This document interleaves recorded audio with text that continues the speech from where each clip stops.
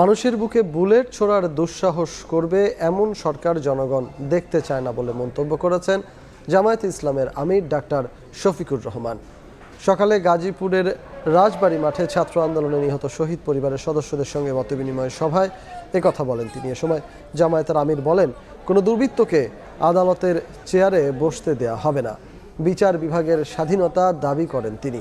যারা সমাজের দোসর তারাই পোশাক শ্রমিকদের উস্কে দিয়ে রাস্তায় নামিয়ে দিচ্ছে বলেও মন্তব্য করেন শফিকুর রহমান।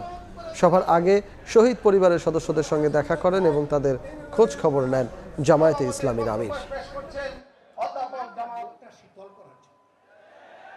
আমরা বিশ্বাস করি আগামীতে স্বৈরাচারের এমন কোনো স্বৈরাচারের জন্ম হবে না যারা ক্ষমতায় থাকা অবস্থায় জনগণের অর্থে কিনা অস্ত্র আর বুলেট জনগণের বুকে ছোড়ার দুঃসাহস করবে, এমন কারো জন্ম হবে না।